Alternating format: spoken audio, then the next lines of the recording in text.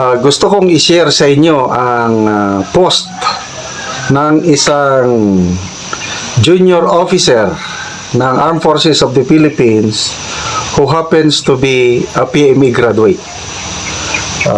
First time akong makabasa nito na ang isang junior officer ng Armed Forces, I believe active pa ito, ay naglabas ng saloobin sa nangyayari ngayon sa bansa.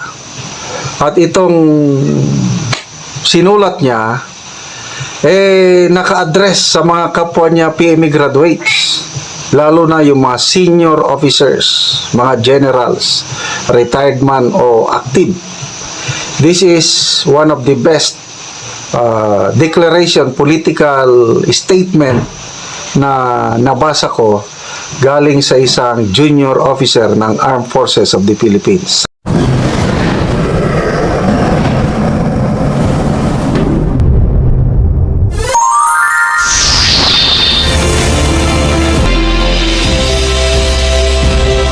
Gusto kong i-share sa inyo ang post ng isang junior officer ng Armed Forces of the Philippines who happens to be a PMA graduate.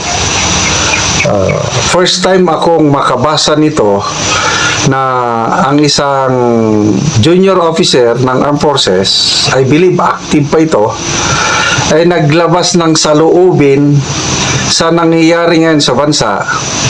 At itong sinulat niya, naka-address sa mga kapwa niya PMA graduates, lalo na yung mga senior officers, mga generals, retired man o active. This is one of the best declaration, political statement na nabasa ko galing sa isang junior officer ng Armed Forces of the Philippines. Salamat kay Joey Dibebre. Siya ang nag-share nito Yes sir, tell them. Ang title ng article na sinulat, Where art thou, Bogo-Bogo? Ang Bogo-Bogo is a term sa mga PMAers, yung plebo, yung first year cadet sa academy, Bogo-Bogo ang tawag nila.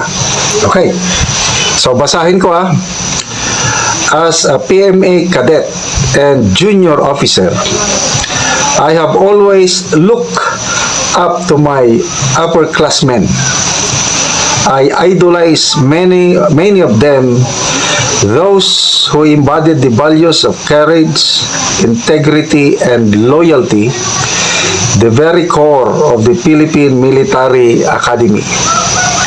I aspired and continue to aspire to be like them, steadfast, principled, and worthy of the revered institution we represent. The PMA motto is not just a set of words. It's a way of life meant to guide our thoughts and actions. We were molded to stand firm in the face of wrongdoing. Stories of PMAers standing their ground, even when it meant opposing powerful forces, filled me with pride. I still recall the words, "Dadaan muna kayo sa bangkay ko bago ko hayaang gawin ang illegal na mga plano ninyo." I don't know kung saan niya nakuha itong katagan na ito, but I believe yan ang nila sa loob ng PMA, yung mga kadete.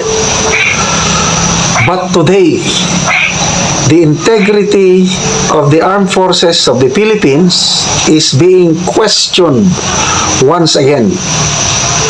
With 90% of the AFP's top leadership held by PMA alumni, every criticism of the institution is a reflection on us as a community.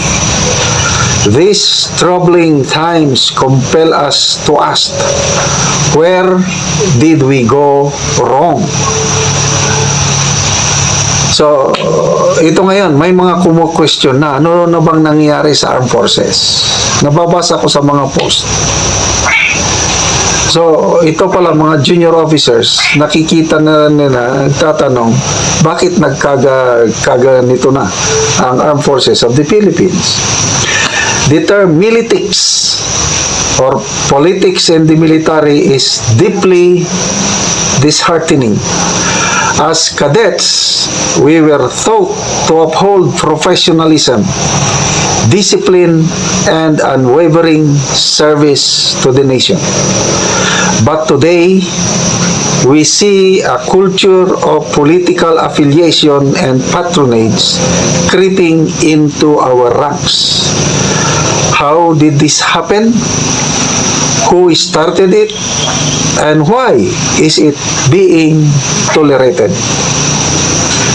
It is disgusting to witness upperclassmen aligning themselves with politicians for personal gain, even with those accused of graft, corruption, and other abuses.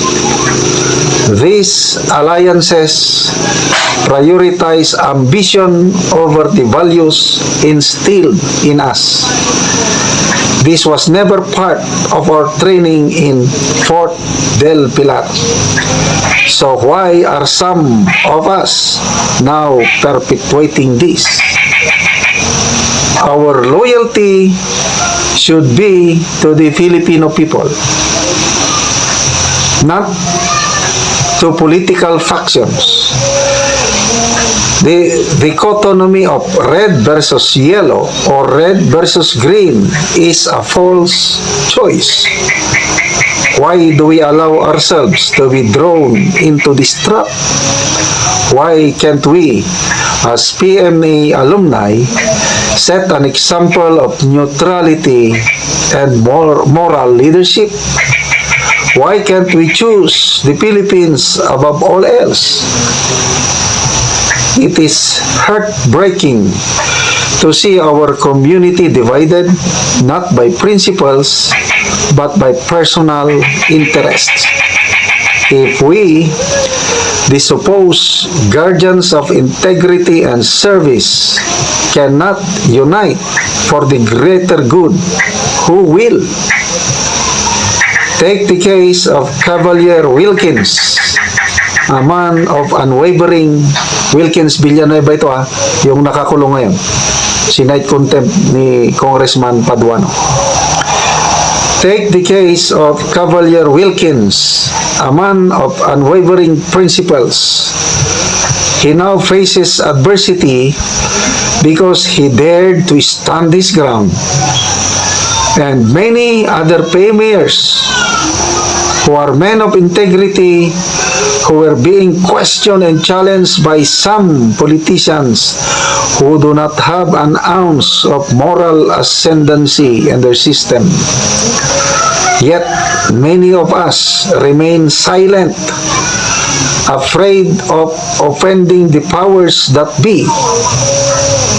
Isn't Mista is thicker than blood supposed to mean something? Or has it been replaced by career self-preservation? Are we now so afraid of politicians or the palace that we've forgotten our own values?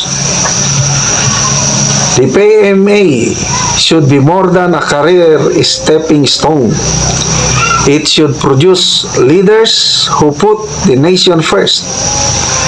If we let this culture of militics and division persist, future generations might see PMA values as mere rhetoric, with personal ambition taking precedence.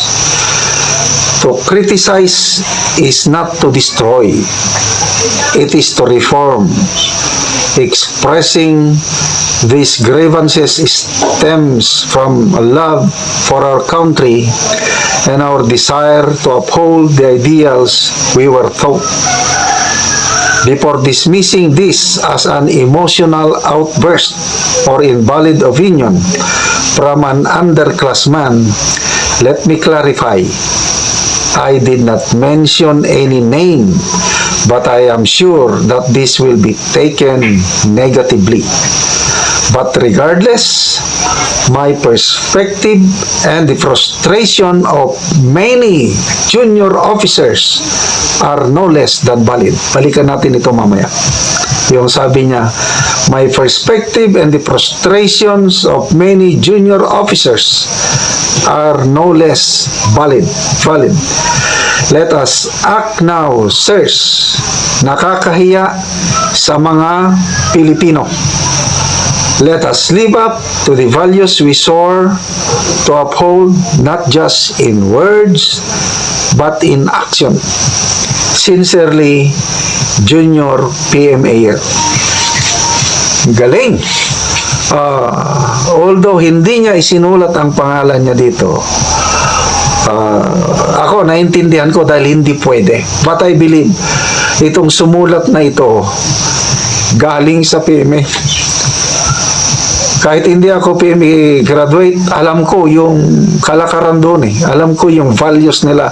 Yung mga sinasabi niya, yun talaga ang what PMA stands for. Kaya nga sabi ko sa inyo,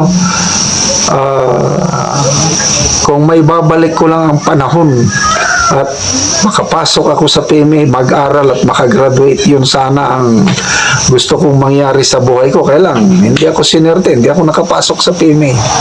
So, itinago niya ang kanyang pangalan, but I believe itong sinabi niyang ito comes from his heart. At I believe hindi lang siya nag-iisa.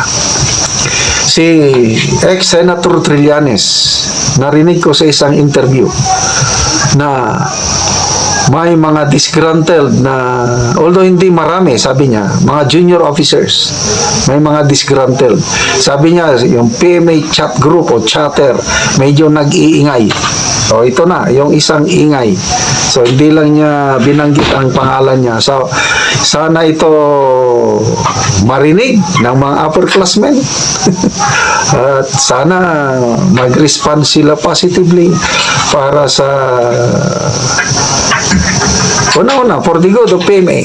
Kasi ako, ulitin ko, I have so much respect for PMA as an institution and to the PMAers as a community. Mabuhay ka, Junior PMAer, sa pagsusulat mong ito.